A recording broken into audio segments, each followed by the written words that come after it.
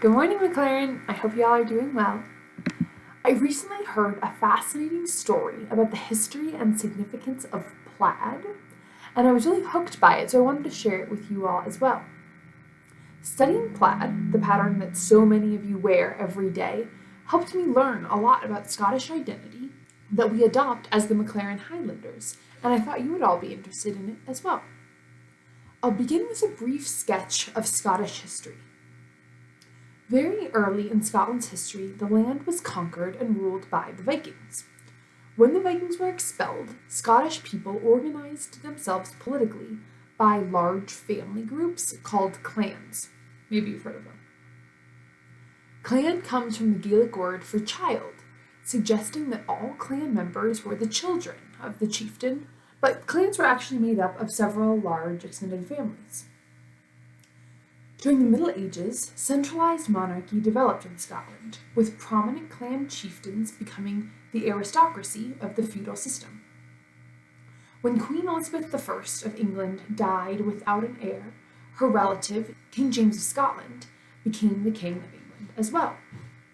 This marked the beginning of a very difficult attempt to unify the two countries, lasting until roughly now. The English and Scottish clashed militarily for years as the Scottish resisted English attempts to subdue them. Cultural and religious differences separated the English and the Scottish, and the wealthier, often more educated English looked down on the Scots, who they saw as wild, backward, and dangerous. After about 100 years of this conflict, the English Parliament tried to reform Scottish culture by passing and enforcing a law called the Dress Act of 1746. According to the Dress Act, Scottish people had to start wearing the same sorts of clothes as the English and had to abandon their clan practices. The act went so far as to outlaw Scottish dress entirely, making it an act of terrorism to be seen wearing traditional Scottish dress. And what is traditional Scottish dress, you might ask? To be fair to the English, it does strike fear in the heart. The most distinctive element of Scottish dress was the plaid, the large piece of fabric that you see here wrapped around the body. The fabric of the plaid had a design called tartan, in which threads of different colors were overlapped to make a pattern. Over time, the pattern, instead of the large piece of fabric, has become known as plaid. But if you want to be really technical, the pattern is actually called tartan, not plaid. Now, as you may be able to imagine, banning a certain style of clothing because it made the wearer look too tough and wild and rebellious did not exactly have the outcome the English wanted. The Scots clung to their plaid even more closely as a result of the Dress Act. Banning Scottish dress had only made plaid more symbolically important to the Scottish. And the troubles of our Highland friends did not end here, alas. As England entered the industrial age, the population grew all over the country. Everywhere was increased demand for food to keep up with the growing number of people. The Scottish chieftains, the nobles who owned the land, now had reason to use their land as efficiently as they could. If they could grow crops more efficiently, they could make a lot more money selling them in the industrial market. Most ordinary Scottish people lived on small farms owned by their chieftain, only growing enough food to support their families in the harsh Scottish landscape. The nobles couldn't use their land for high-producing, profitable farming if their poorer clan members were living all over it. This led to a period of Scottish history called the Clearances, in which nobles forced their own clan members off the land, away from the homes they had known for centuries. Evicted Scottish families traveled all over the globe, but settled mainly in the United States, Canada, and Australia. As Scottish people made new lives in new places, they held on to their pride and their history, and the devotion to their distinctive plaid. After many centuries of hardship for the Scottish people, their reputation and national story got a bit of a reboot, a rebranding, if you will, during the Romantic era, which followed industrialism. In this new movement, called the Highland Revival, romantic poets and artists were drawn to the beauty of Scotland's land and the nobility of their people who had suffered so much without losing their pride.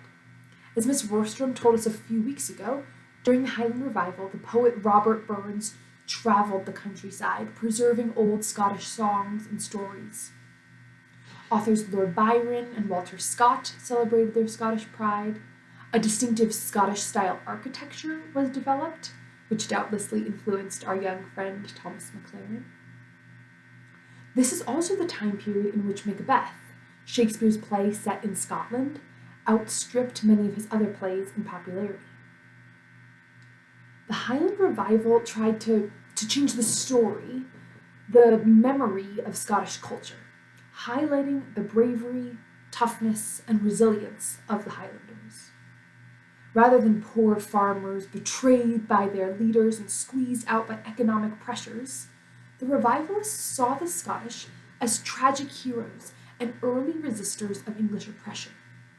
Their fierce fearlessness was concentrated into one object, one image, that seemed to take on the power of Scottishness. You guessed it, Plaid took on that power and identity. All over the world, where Scottish people now lived, people took on the symbolism of toughness and resistance that Plaid conjured up. Escaped slaves around the Atlantic world wore bold plaid patterns to show they weren't afraid of slave catchers. Ironically, many British military regiments adopted Scottish plaid to channel the bravery of the Highlanders. Those British regiments occupied lots of places around the world, including the Philippines, India, and Jamaica, helping plaid fuse with other local methods of making cloth, producing madras and bandana plaids. These fabrics have become part of local heritage. Bandana plaid dresses and headscarves are often worn as celebratory clothes in Jamaica to this day. The Highland Revival's link between plaid and Scottish strength endured surprisingly in the American West. It's evident that both cowboys and lumberjacks in the American West adopted plaid clothing fairly early on. Lumberjacks and cowboys used plaid to communicate their toughness and their ability to survive in inhospitable land, traits they shared with the Highlanders. Plaid as a symbol of rebellion and refusal to bow to expectations also persisted in American life in other ways. As the punk movement spread in the 1970s, punks also embraced plaid as their own symbol. As plaid originally had its roots in clan life and family unity, plaid has become a symbol of unity in other settings as well. In schools around the world, children dress in the plaid pattern of their school to show their bonds and their membership in the school community. Plaid has shown itself an adaptable form of imagery and communication. And to this day, any organization or person who wants to show their identity in plaid can do so. The Scottish National Registry of Tartans logs official plaid patterns of many different organizations. Notable organizations with their own official plaids includes many NFL teams, that's the 49ers there on the left, and also the Friends of Zoo Pandas Society on the right. Some people have even crafted official tartan patterns to honor each of their dogs and registered them with the Scottish government. If there's some organization or animal you want to honor with an official plaid, you can do so too. There are plenty of online generators to help you design your own plaid and submit it to the Scottish government. I hope you've enjoyed this story of history, culture, and the unlikely reach of Scottish fashion. That's what I have for you today. Have a great Tuesday, and go Highlanders!